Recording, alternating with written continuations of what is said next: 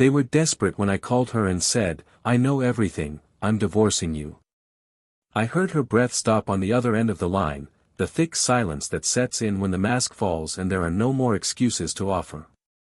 The world she had carefully built in secret, stone upon stone of lies, crumbled in a second, in those 5 words. They never imagined that I knew. And if they had, maybe they would never have dared. Maybe. Or maybe they would have done exactly the same, thinking that, as always, I would swallow hard, pretend not to see and continue being the good husband, the ideal partner, the trustworthy man who closes his eyes to what bleeds. But I already knew everything. I put it together piece by piece, with surgical patience, seeing each suspicious look, each false touch, each poorly told excuse like a thread that, when pulled, revealed the entire fabric of betrayal. And I waited. I waited for the right moment to announce the divorce that would turn their world upside down. It was as if I had watched a play staged to deceive me, and I applauded with a standing ovation, night after night, pretending not to notice that the lines were memorized, the gestures rehearsed, the desire forced. Until the day I decided to become the screenwriter of my own story. Because loving someone shouldn't condemn us to blindness. And if there's one thing I've learned in the last few months, it's that betrayal has a smell, a rhythm, and silence. It doesn't start with a hidden kiss, it starts much earlier, when the person you love stops looking at you the way they used to and starts seeing you as an obstacle. When affection becomes formality and passion becomes an agenda. I became an obligation. And while I was struggling to keep it alive, she was already burying our marriage with rehearsed smiles and dinners at restaurants where I was never invited. You can't imagine what it's like to come home and realize that the perfume on your pillowcase is no longer the same. That the new lingerie that appeared in the drawer wasn't bought for you. That the messages exchanged on your cell phone don't have your name on them. I found out everything without having to hire a detective. I just had to pay attention. A random comment here, an unexplained absence there. Until, one night, I heard her saying on the phone, "He'll never know." She was wrong. I knew.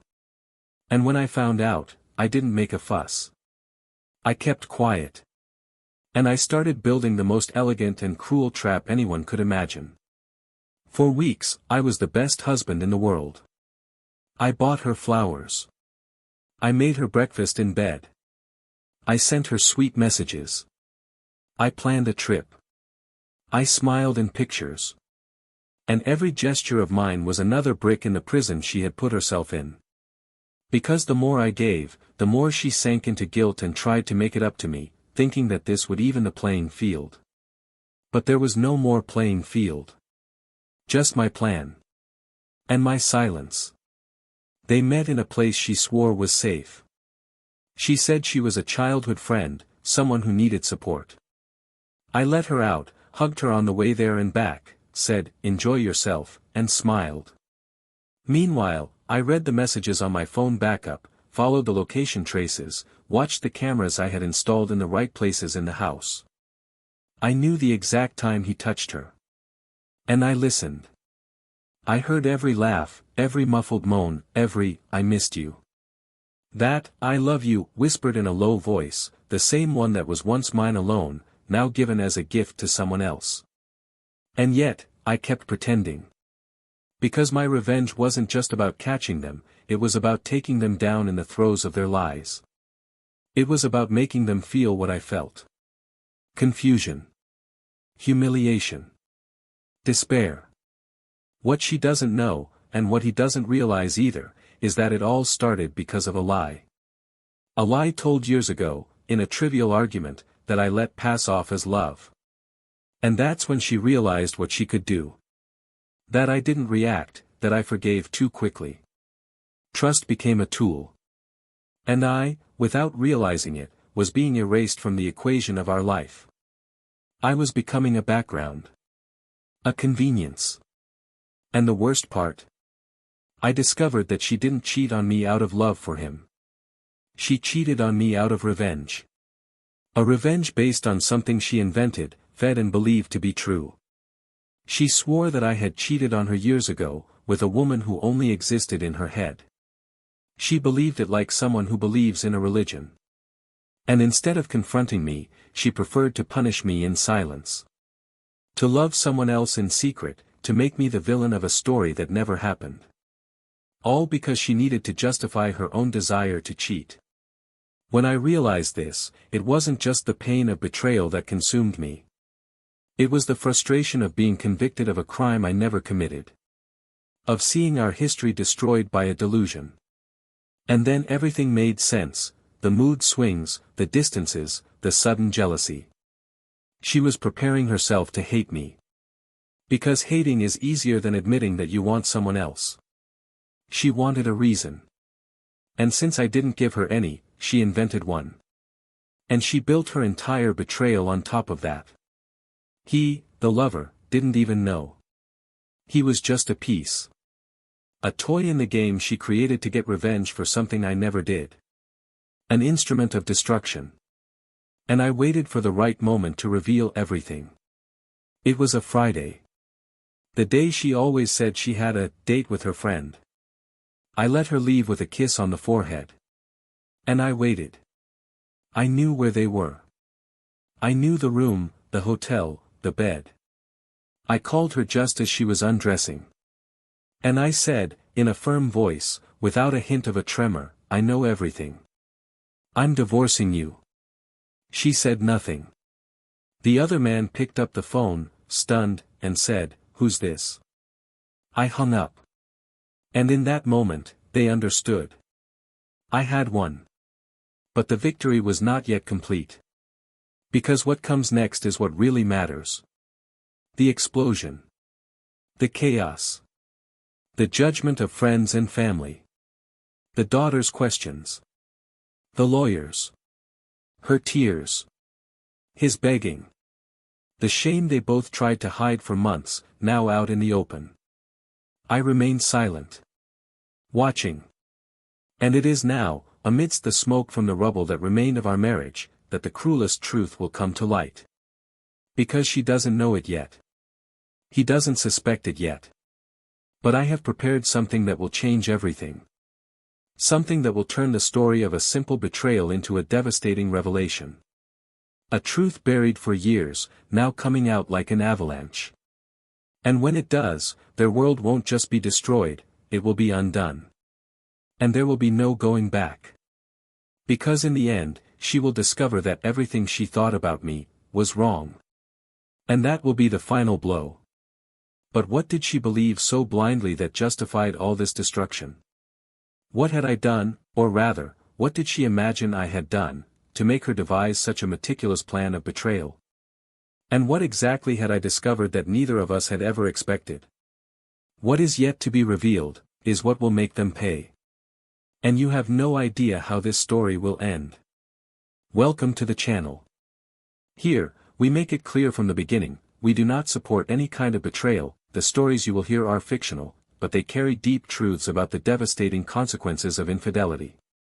Our goal is 1. Show how betrayal destroys lives, families, and trust. Brace yourself. What you are about to hear is shocking, realistic and unforgettable. Good story.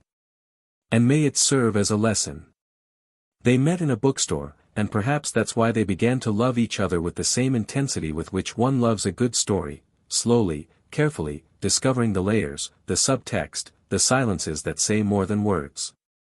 Daniel was passing by, looking for a last-minute gift for his sister's birthday, when he saw Olivia huddled in the corner of a shelf, reading the blurbs of several poetry books as if searching for meaning in the metaphors that only art can offer. She wore a light blue dress that left her shoulders bare, and her brown hair was tied up carelessly, as if the mirror had never been a priority in her routine. There was an unsettling serenity in her presence, and he, who had never believed much in fate, thought that perhaps there really were encounters that could not be avoided. The conversation began with a comment about Neruda and ended with a 2-hour coffee, 2 nervous smiles, and a phone number scribbled on the back cover of a book he ended up buying just to justify the moment. Since then, their relationship has evolved like a well-constructed romance, with pauses, advances, conflicts, but also with a charm that withstood the storms of everyday life. Daniel was a civil engineer, methodical, calm, with a patience that bordered on saintliness. Olivia worked as a curator in an art gallery, passionate about shapes, colors, nuances, everything that escaped the rigidity of Daniel's world. She was the gentle chaos in her silent order, and he was the safe haven where she could rest after the day's storms. They lived in a spacious, bright apartment on the 8th floor of an old building, with windows that received the afternoon sun and a bookshelf that grew every year, fueled by almost ritualistic visits to the same bookstore where it all began.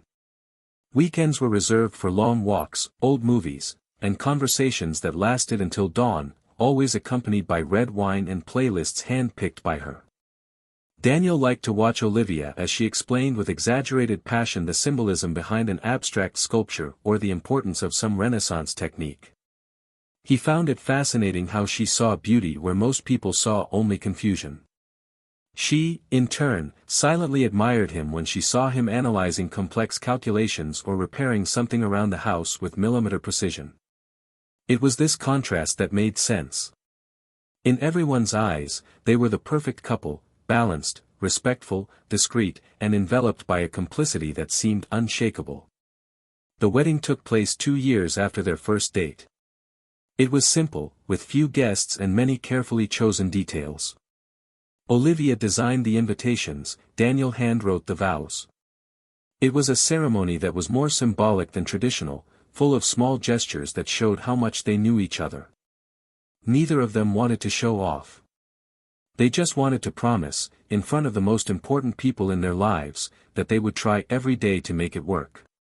And they tried. For a long time. The first years were full of daily discoveries, mistakes corrected with patience and kisses exchanged in the middle of mundane tasks. There was the routine, of course.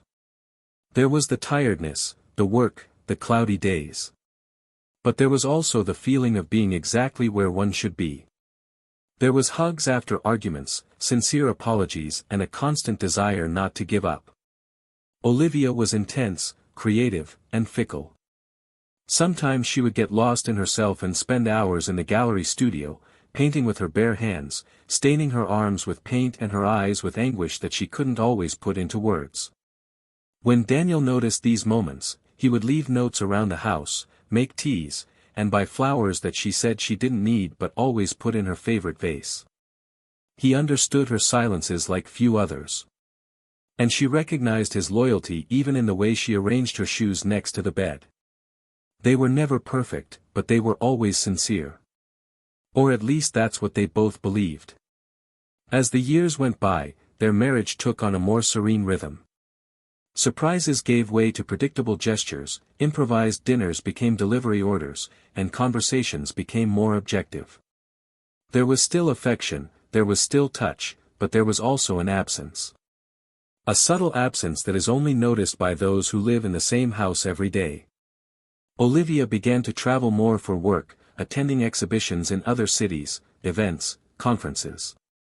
Daniel, on the other hand, immersed himself more and more in his engineering projects, working all night to meet the deadlines he set for himself. The connection between them did not break all at once. It gradually unraveled, like a thread pulled too slowly to be noticed. And yet, they remained there, sharing the same roof, the same bed, the same "good night" murmured with their eyes already closed. Friends commented on how connected they still seemed. Always together at events, discreet, smiling. But only they knew that something had changed. Something subtle, almost imperceptible, but which left its mark. Olivia, some nights, would look at the ceiling as if she were looking for something she had lost and didn't know where. Daniel would sometimes come home and feel like home no longer had the same smell. Little things that can't be explained, but can be felt. And yet, they kept trying. They continued to bet on what they built together. Because there was love. And there was history. And above all, there was a sincere desire to keep it going. On their 7th wedding anniversary, Daniel prepared dinner at home. He cooked her favorite dish, put on the playlist from their first date, and lit candles. Olivia arrived late, blaming it on the traffic, and smiled when she saw the table set. She kissed him on the forehead and told him he was the most patient man in the world. During dinner, they talked about future plans, about the possibility of a house in the countryside, about children. And for a few moments, everything seemed right. Everything seemed to fall into place. Daniel watched her eyes and wondered if there was still room for the two of them. As she stirred her wine in her glass, she tried to understand why she felt so far away even though she was so close. After dinner, she retired to her room to answer emails. Daniel washed the dishes in silence, trying to decipher that strange feeling that was growing in his chest. It wasn't sadness. Or anger. It was something more confusing. A new emptiness. An uncomfortable realization that maybe they were just coexisting. But he pushed the thought away. They had been through so much. It was just a phase. And phases pass. The next day, he drove her to the airport to an exhibition in another city. She kissed him on the cheek and said she would be back on Monday. He told her he loved her. She smiled but didn't respond. During the flight, Olivia watched the clouds outside the window with a restlessness that even she didn't understand.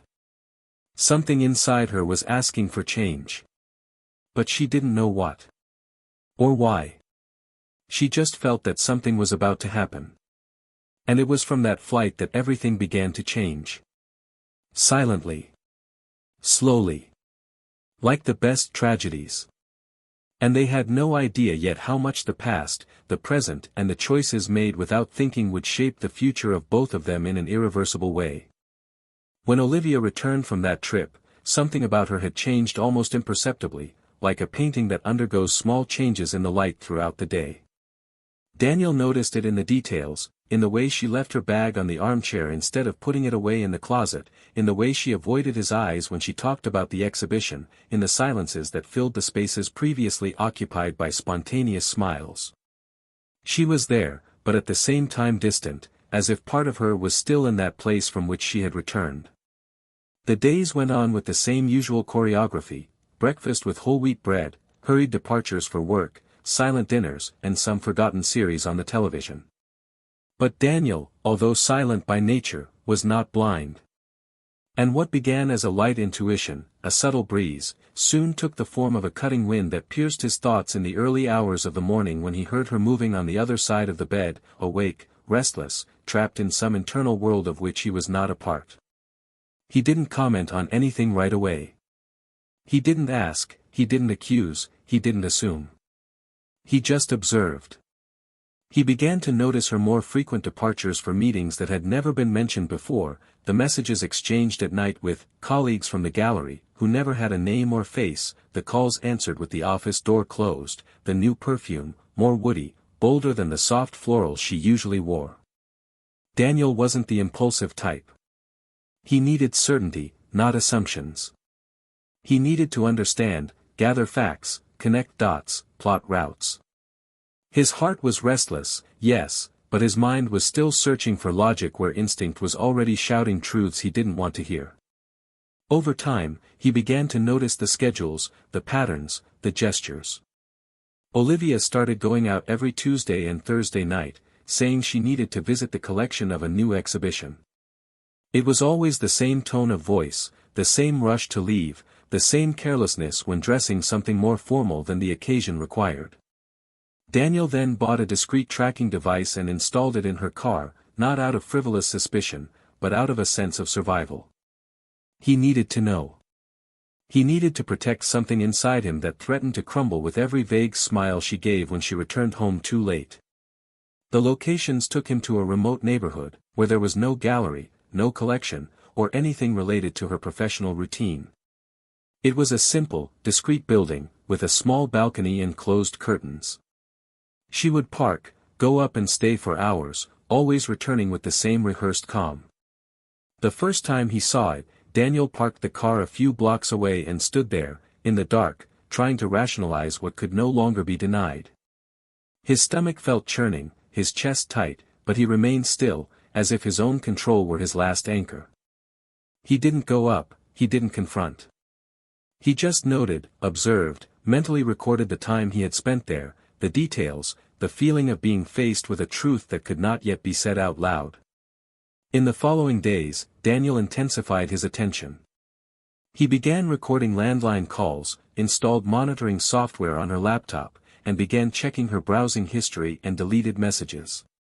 The confirmations arrived like arrows: email exchanges with a sender named R, messages full of insinuations, photos, promises of future meetings, dialogues full of shared secrets. It was all there, as clear as day. And even so, it took him days to accept it. Because knowing is one thing. Seeing the ruins of what had been built with so much care is something completely different. During that time, he didn't change his behavior one iota. He continued to prepare dinners, bring flowers, plan the weekend, and smile kindly. Perhaps because of this, Olivia gave in even more to her own fantasy that everything was under control. Daniel became a smooth surface on which she could project her lies without reflection. He knew the confrontation would come. But he wanted it to come at the right moment, at the point when the illusion was at its peak, at the exact moment when she believed she would never be discovered. The couple's routine became like a silent theater, where they both knew their roles but played different versions of the same story. Olivia continued to go out on her secret dates. Daniel continued to pretend not to notice. But inside him, a storm was growing. It wasn't just the pain of betrayal, it was the frustration of seeing the woman he chose falling apart before his eyes. It was the mourning of a trust that would never return. And with this mourning came the decision not to destroy in fury, but in silence. He wanted her to feel the weight of what she had done, but not with screams, not with tears, not with scandals.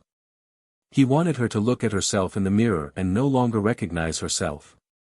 That was when he began to put together his plan. First, he meticulously gathered all the evidence. He separated printouts, emails, messages, recordings. Then, he sought out an experienced, discreet lawyer and began the divorce process without her knowing. He transferred assets, closed joint accounts, restructured the will, and planned every move like someone playing chess in silence, with precision. He knew she wouldn't suspect a thing. He knew that, at that point, she believed she was in control. And that was exactly what made everything even more cruelly perfect. The final straw came one Saturday. Olivia had said she had an extraordinary meeting at the gallery, something about a new international artist who required discretion and undivided attention. Daniel offered to drive her there, but she declined, with a quick kiss and a smile too light to be sincere. He watched her leave, then got in his car and followed her, keeping his distance. He already knew where she was going. He had memorized the routes, the corners, the stops. But today, he wanted to see for himself.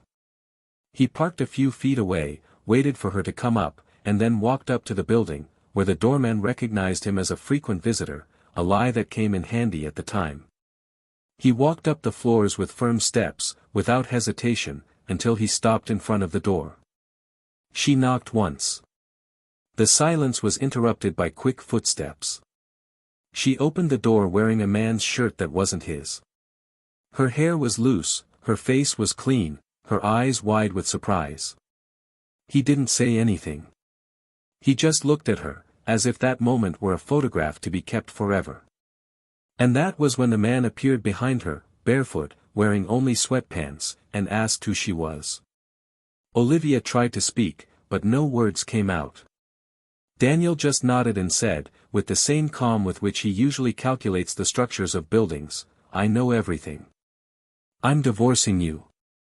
She called his name, desperate, but he already had his back turned, walking down the hallway, while she felt the ground shake beneath her feet, not from the pain, but from the certainty that from then on, everything would change. And it would change in ways neither of them were prepared to face. What Olivia didn't know yet, what she couldn't even imagine in her worst nightmares, is that this was just the beginning. And that the secret behind it all was much more devastating than the betrayal itself. That night there was a different silence in the house. It wasn't the comfortable silence of two people who have shared years together and already understand each other with a look. It was the silence of something suspended in the air, like the pause before a storm. Olivia was sitting on the couch, her hands folded in her lap, staring into space. Daniel, standing before her, held a black briefcase. His face held no anger, no sadness, only a calculated coldness, as if he had emptied all emotion to make room for what was to come. She already knew what was behind that look, the kind of look she had never seen before, not even in the worst fights. It was the look of someone about to turn the page of a book that has not yet finished. He placed the folder on the table, opened it carefully, and removed a single envelope. He left it on the wood, without saying a word. Olivia hesitated before picking it up. His hands were shaking, but his curiosity was greater. When she saw the contents, she turned pale. The documents were there. The official divorce request, signed, filed, with date and time. But that wasn't what was taking her breath away. These were the attached evidence. Copies of messages, call logs, screenshots of intimate emails exchanged with Ricardo, the lover. Minute details. The dates matched. The texts were indisputably hers. Olivia felt her face heat up, her throat go dry. For a second he tried to speak, but his voice wouldn't come out. He just looked at Daniel with teary eyes, trying to understand how much he knew. But he didn't expect any justifications. I was expecting something deeper. He hoped she would finally face what she had done. She tried to get up, but he held up his hand, asking her to stay. And then he spoke. His voice was low and slow, but each word carried the weight of months of silence. He said she didn't need to hear explanations. That everything she needed to know was already there, and that there was no more room for lies. Olivia brought her hands to her face, as if that could protect her from the pain that was coming from within. She said she was sorry, that she was confused, that she didn't know how to deal with her feelings, that she felt lost. Daniel didn't answer right away. He just walked over to the bookshelf, where a framed photo of the two of them still stood. He stared at the image for a few seconds and then said something that made her body stiffen. He said that all of this, all the betrayal, all the destruction, had been built on a lie that wasn't his. Olivia frowned in confusion and asked what he meant by that. Daniel then stepped closer and for the first time in months allowed the pain to take shape in words. He said he knew she believed he had cheated on her years ago, that she had harbored that belief for a long time, and that it was that conviction that had pushed her into the arms of another. She didn't understand right away, she remained silent, until he continued. He said he had found a draft of an email she had saved years ago, never sent, but which revealed the beginnings of a long-held suspicion, a name, a date, a guess. She took a step back, eyes wide. Remembered the email. She had written in a moment of anger, after hearing a friend make a vague comment, an insinuation about a coworker of his. Never had proof. He never had the courage to confront him. But the doubt remained. And instead of resolving it, he let it grow, infiltrating the cracks of trust. Daniel said that at the time she changed. She became colder, more distant, and he, without understanding why, tried even harder to please her. And the more he gave himself, the more she believed that it was an act. That it was her fault. She began to create a narrative in which he was the one to blame, and in this narrative, every action she took was justified. Every betrayal was a response. Every encounter with Ricardo was a way of balancing a game that, in her mind, was unequal. Olivia stood still. The tears flowed uncontrollably. Her breathing quickened. She tried to say that she was immature, that she was vulnerable, that she really believed that story because she needed something to justify the absence she felt in the relationship. Daniel then looked at her more harshly than ever and said that the greatest betrayal was not the body she had given to another, but the decision not to talk. Not to ask. To condemn him without defense. She turned her face away, embarrassed. She said she was sorry, that it had all been a mistake, that she still loved him. But now he was unshakable. She said that love without trust was like sand slipping through your fingers. That she destroyed something that took years to build, and she did it based on an assumption, on a lie that she herself invented. And then came the final blow. Daniel told her that the coworker she thought he had been involved with, was married. And not only that. She was his cousin. And she was undergoing treatment for a serious illness at the time. Daniel spent afternoons with her in the hospital, helping her as best he could, without telling anyone, because she had asked him to keep it private. That was why he left work early, why he sometimes seemed distant. He was taking care of someone in the family. Someone who had asked for support. And now, years later, all that was left of that was a woman he had tried to protect, dead, and a marriage ruined by a fertile and corrosive imagination. Olivia knelt on the floor, crying as if she realized, too late, the price of not asking. Of not trusting. She tried to touch him, but he pulled away. He said that he had forgiven himself so as not to lose himself in hatred, but that there was no longer room for the two of them. That the only thing that remained was the respect that he would try to maintain, for everything they had been through, but that love, that, she killed alone. Her breath was short. Her words tumbled out. She said she could change, that she could win him back, that she would do anything. But now, he was the one who was absent. She said there was a part of him that died the day he read those messages. And that he didn't know if it would ever be reborn. She knelt down, sobbing. And deep down, she knew he was right. She knew he was the anchor when she was sinking. That he was the only one who stayed when everyone else was gone. And she responded with silence, with distrust, with escape. She knew there was no going back. And it was there, on that cold floor of the living room, that she understood for the first time what she had really done. Daniel then picked up the folder, looked at the bookshelf once more, and walked out the door without looking back. There was no shouting. There was no scandal. There was only the sound of a life being ended. And a new one about to begin. The street was damp, a remnant of a drizzle that had stopped shortly before Daniel left the building. The asphalt reflected the streetlights with a tremulous shine, and each step he took echoed among the parked cars like a solemn announcement of the end. The briefcase under his arm now seemed to weigh a ton. Not because of the papers it contained, but because of the symbolism. That night, Daniel did not return to the apartment where he had lived for years. He drove for hours, with no specific destination, crossing neighborhoods as if he were looking for a place where his own thoughts would be less noisy. When he finally parked, it was in front of his sister's house. He rang the doorbell once and waited.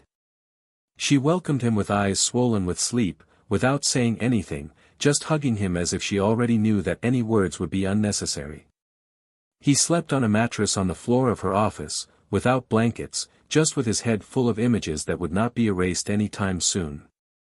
Olivia's voice echoing through the room, her face destroyed, the muffled sound of her crying mixing with the memory of so many happy conversations in that same place. But now it was another scenario, another story, another man rising from the ashes he did not choose. In the following days, Daniel organized his new routine. He transferred accounts, changed his mailing address, and started working from home until he found a new apartment. He avoided going to places where he knew he might cross paths with her, even though part of him knew that this possibility still paralyzed him inside. Olivia, for her part, spent the first few days in denial, then plunged into desperate attempts at reconciliation. I called, sent messages, tried to arrange meetings. No response. When she saw that he had changed his number, she looked for his sister, who was direct in saying that her brother did not want contact. Olivia then understood that she had crossed a point of no return, but what consumed her now was what came next, the loneliness that she herself had created, the guilt that she could no longer push onto someone else's mistake, the weight of a choice that was proving to be definitive. Ricardo, her lover, soon realized that something had changed. Olivia no longer sought him out, didn't respond to messages, cancelled dates. When she finally agreed to see him, it was in a small cafe, far from everything. She looked like a different person, her hair tied up in a hurry, her skin pale, her eyes sunken. She sat across from him with a coffee in her hands and didn't smile. She said that it had to end, that everything had gotten out of control, that she never imagined she would lose Daniel. Ricardo tried to argue, said that the feelings between them were real, that they could start over, far from everything. But she shook her head, exhausted. He said it wasn't love, it was an escape. That he represented an answer she was looking for to a pain that never really existed. That she used him as a way to silence a voice inside her that constantly accused her of not knowing how to love properly. He remained silent, taking it all in as if watching her own reflection shatter. She apologized, paid for the coffee and left, without looking back. And he knew that this was final. Meanwhile, Daniel was receiving the lawyer's contacts. Everything was going as expected. The division of assets was practically settled, since most of the assets were in his name and, throughout the marriage, Olivia had unwittingly signed documents that protected him from significant losses. Not because he planned on cheating, but because he was careful about the future, and she, because she trusted him completely, never paid attention to reading it in detail.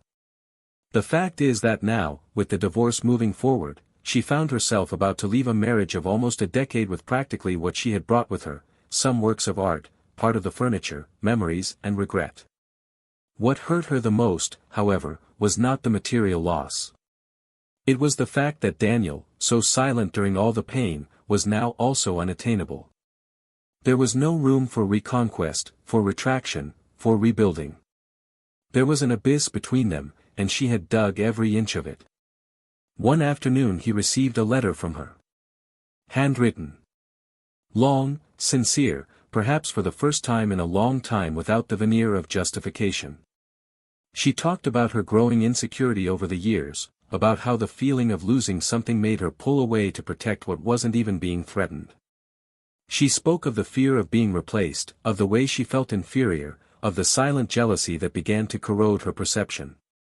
She confessed that, upon hearing baseless gossip, upon feeding the idea that he had betrayed her, she felt justified in not confronting him.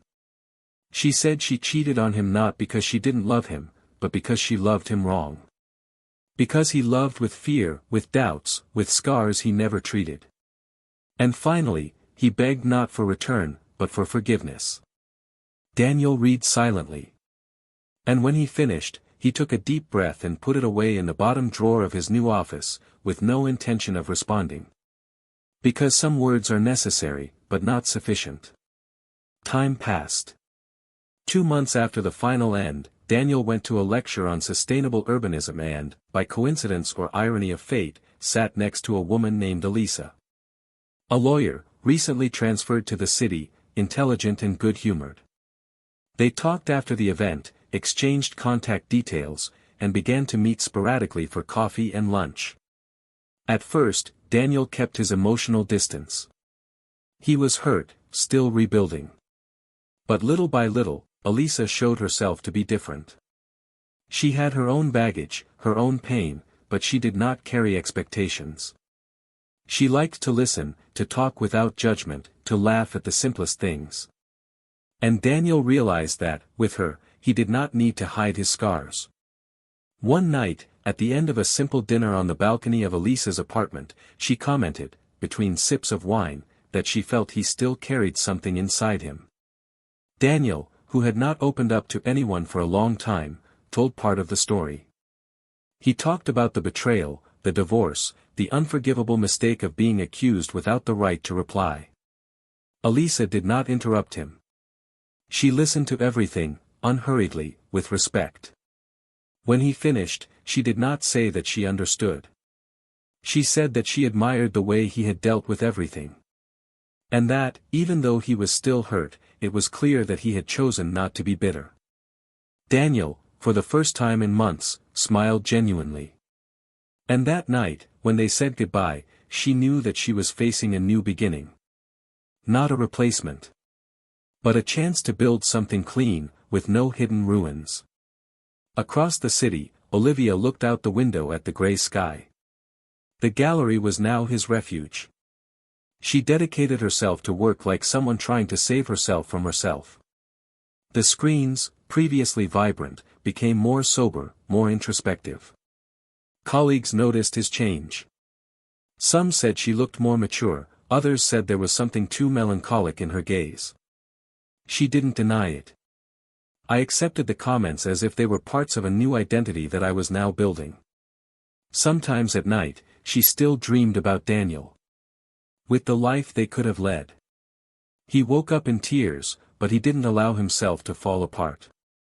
Because I knew, with the clarity of someone who has lost everything, that certain choices have definitive consequences. And that, sometimes, the greatest punishment is having to watch, in silence, as the other person starts over without you. Months later, Daniel was walking with Elisa through a newly opened park.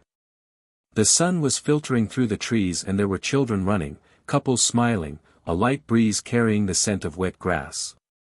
He was talking about a new project, and she was talking about a book she was reading. They stopped near a lake and she took a picture of the ducks. He watched her, and in that moment, he realized that his heart no longer ached as it had before. That the memory of Olivia still existed, but now as a closed story. And that, finally, he was ready to move on without ghosts. And it was in that serene silence, unlike any other before, that he understood the most important thing, that forgiving was not about forgetting or accepting. It was simply about freeing oneself from the weight. That truly loving, in the end, was also about knowing how to let go. And that, no matter how painful the fall had been, he had chosen to get up. And to carry on. In the months that followed that definitive breakup, his life began to reconfigure itself into silent fragments that required attention and courage to be reorganized. Daniel felt, each morning, the weight of his chest lighten slightly, as if with each sunrise, the past lost a little more of its control over his present. He did not seek to forget, or even to erase the marks, but there was a genuine attempt to rebuild, this time on more conscious, more solid foundations. Elisa's presence in his life did not come as a patch, but as a slow, gentle discovery that did not require haste, that respected the spaces, that did not impose itself. There was a discreet maturity in her gestures, as if she understood, without needing to explain, that broken hearts do not heal with pressure, but with time and truth. The bond between them grew based on conversations that lasted through the night, unpretentious laughter, comfortable silences, and this made him realize that there was beauty in that which does not need to be displayed, in that which is born without the need to prove its worth. But even as life seemed to take new contours, Daniel was not exempt from internal dilemmas. At times, I was overcome by a kind of melancholy that did not come from longing, but from the awareness of what had been lost. It wasn't Olivia he missed, it was the idea he had of her, the projection he nurtured, the future he planned with someone who no longer existed, perhaps had never existed in the way he imagined. He sometimes found himself confronted with memories that appeared in the most unusual places, like the smell of a perfume in a random hallway, the music playing in the background of a cafe, the way Elisa smiled, so different and at the same time so familiar. There were times when he wondered if he could love with the same abandon as before, or if the trauma had made him more cautious, more skeptical. There was guilt in moving on, even though he knew he shouldn't blame himself for it. The truth is that, deep down, Daniel carried a silent doubt: to what extent are we responsible for the pain that others cause us? And even more, to what extent do we allow ourselves, out of love, to be destroyed in the name of something that is not reciprocal? Elisa also had her doubts. She had a history marked by a previous relationship that had left her reticent. She knew how to recognize the signs of emotional withdrawal, and so, even though she was enchanted by Daniel, she avoided pressuring him, respecting his silences and his introspection. The two danced a careful ballet between fear and possibility, between the past and what could come. And in this dance, they found each other more than they drifted apart, because there was sincerity in each step taken. On a winter night, during a simple candlelit dinner, Elisa asked Daniel if he believed that true love was the kind that endured everything or the kind that knew when to stop. He took a while to answer.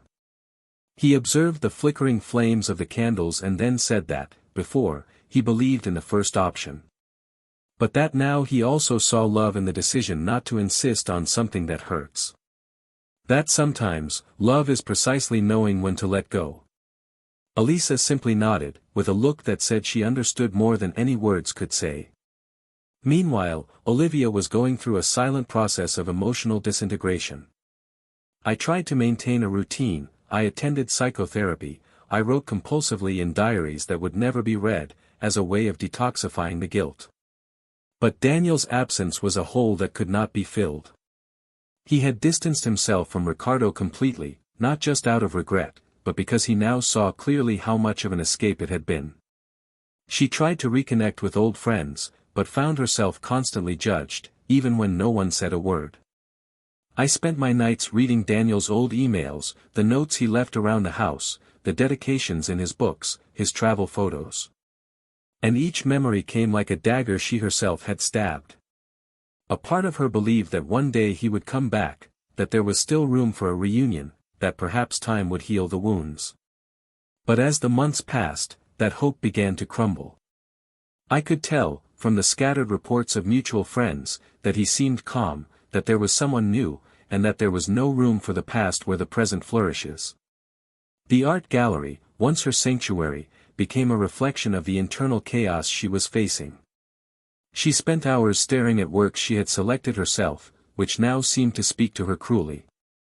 The colors, the textures, the lines, everything screamed what she had tried to keep quiet. Her colleagues avoided the subject, but they knew. Behind the scenes, there was talk about the personal breakdown she had experienced, and even with respect, there was an aura of distrust around her. It was as if, without meaning to, she had become the personification of a betrayal, and this followed her like a shadow. On a rainy Sunday, Olivia visited the bookstore where she had met Daniel. She walked between the shelves as if walking through a cemetery of memories. She touched the books with her fingertips, remembering the shy smiles, the first touch, the feeling of encountering the improbable. She cried silently in the poetry aisle, where a book by Neruda was still on the shelf, as if time had refused to erase that first connection. That was where it all began. And it was there, now, that she accepted, once and for all, that it was all over. That same day, Daniel was at a book fair with Elisa. They laughed at curious titles, bought children's books for her nephew, shared a cheese bread and made plans for a short trip the following month. They no longer talked about the past. Not because it didn't exist, but because they had learned that the past serves as a foundation, not a prison.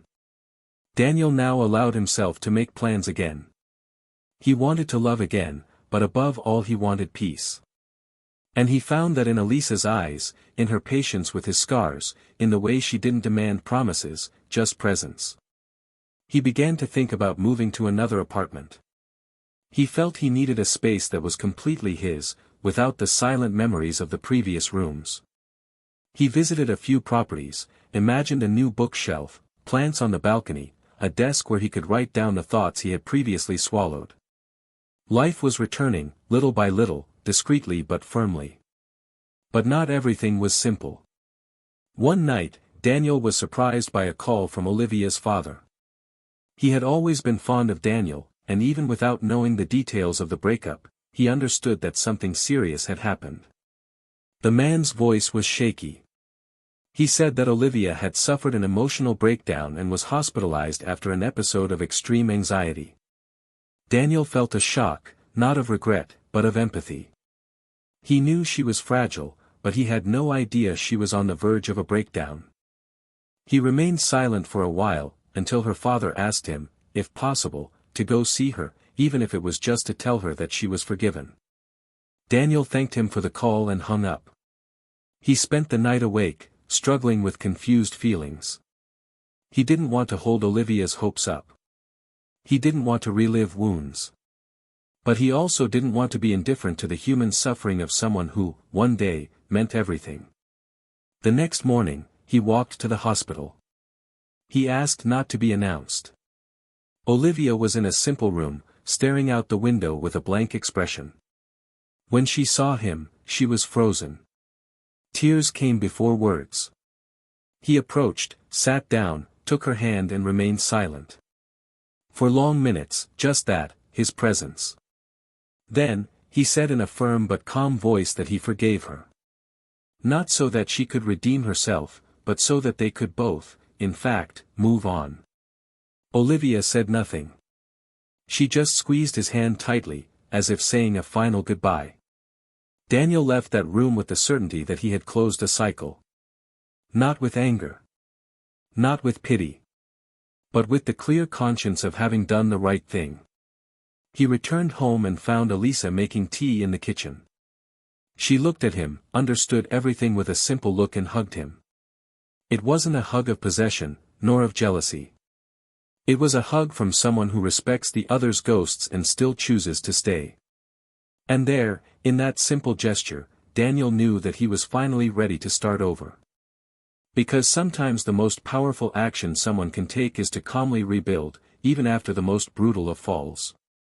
In the week that followed the hospital visit, Daniel plunged into a dense, profound state of introspection, as if that moment had torn the last veil that separated him from everything he had experienced with Olivia.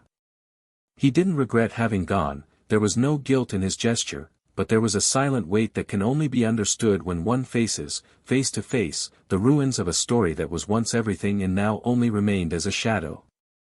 Her empty gaze, the fragility of her body, the trembling gesture as she shook his hand, all of that had revived memories he thought he had left behind, and the truth is that no pain goes away completely, it just learns to stay silent inside us. Elisa noticed the subtle change in his behavior. It was not an absence, but a pause.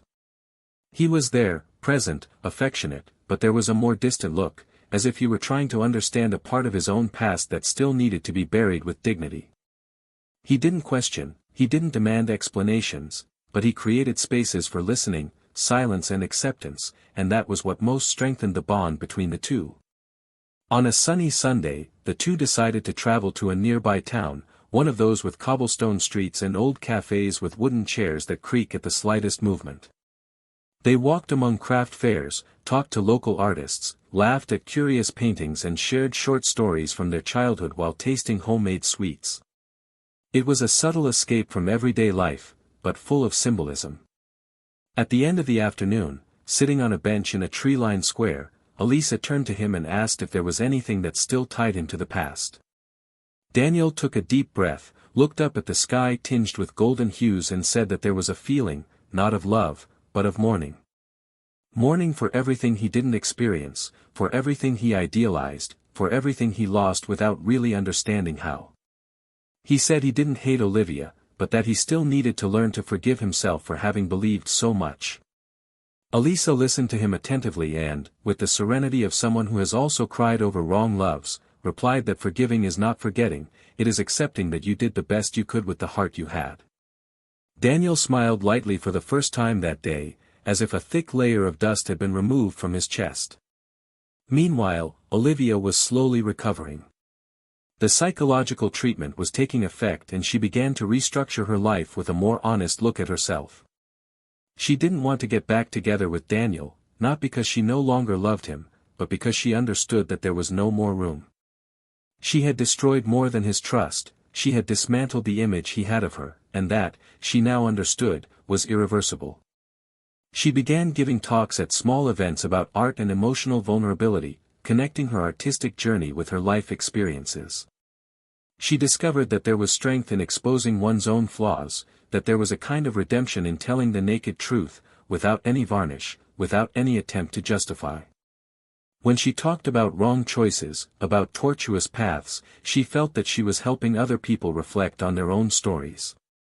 And that gave her a kind of peace she hadn't known before, a peace that came not from running away, but from confronting. One night, at the end of one of these talks, a young woman approached and said that she had discovered her father's betrayal of her mother and that, for a long time, she blamed her mother for not realizing it. He said that after hearing Olivia speak, he understood that pain is not always clear, that mistakes often arise from fear, silence and unresolved hurt. Olivia listened with teary eyes, and in that moment, she realized she had found a new meaning for her pain. It wasn't redemption for the past, but it was transformation. Maybe he couldn't rebuild what he destroyed with Daniel, but he could at least prevent others from repeating the same cycle. He left that night feeling lighter, with the certainty that even the most serious mistakes can be used to generate awareness, empathy, and learning. And this awareness, even if it doesn't erase what was done, at least teaches you not to repeat it. That same week, Daniel attended an event at the company where he worked, a conference on urban sustainability. He was one of the invited speakers and, at the end of his presentation, he received an unexpected invitation, a proposal to lead a project in another country, a 2-year experience in a European city, where he would have the chance to apply everything he had been studying over the last few years. The proposal was tempting, not only because of the professional advancement, but because of the symbolism. It was a concrete break with everything that still connected him to the scenario of pain. But, at the same time, he felt divided. Elisa was a strong point in this equation. There was a connection with her that he had not found for a long time. They talked about it during dinner at her house. Daniel presented the proposal calmly, as if he were afraid of destroying something still under construction. Elisa listened attentively, remained silent for a few moments and then said, with the courage of those who truly love, that he should accept. That the love between them did not need to be suffocated by distance. That, if it were true, it would sustain itself. And that she would never be the kind of person who would prevent someone from growing. Daniel, touched by that generosity, felt that the admiration he felt for her only grew. It was love, yes. But it was also freedom, companionship, maturity. He spent the next few days pondering. He thought about alternatives, about what life would be like on another continent, about the possibilities, about the risks. He talked to his parents, his sister, and old mentors. They were all unanimous. It was a rare opportunity. And he knew it. One silent night, sitting on the edge of his bed, he called Elisa. Not to give an answer, but to say that he wanted her to come with him. That it wasn't an impulsive request. That he knew they both had their commitments, their roots, but that he wanted her by his side. That they could start something new together, in another place, with other stories, other challenges. Elisa, moved, took a few seconds to answer. She said she hadn't expected that, but that she felt the same way. That she would accept, on one condition, that they both be free to grow individually too, without pressure. Daniel accepted with a relieved smile. And there they sealed not only a plan, but a promise. As preparations began, bags were packed, documents were organized, goodbyes were arranged. Olivia made one last visit to the house where they had lived together. The house was empty, handed over to the real estate agency, but it still carried the smell of memories. She walked through the rooms slowly, as if each step was a goodbye. She stopped in front of his old desk, where there were still cup marks on the top. She sat for a few minutes and wrote one last letter. Not to him, but to herself. A closing letter, in which she asked for forgiveness, not to Daniel, but to the woman she had left behind when she lost herself in her insecurities. She ended by saying that love does not survive without courage and that she had learned that the hard way. She folded the letter, left it in the drawer and left, without looking back.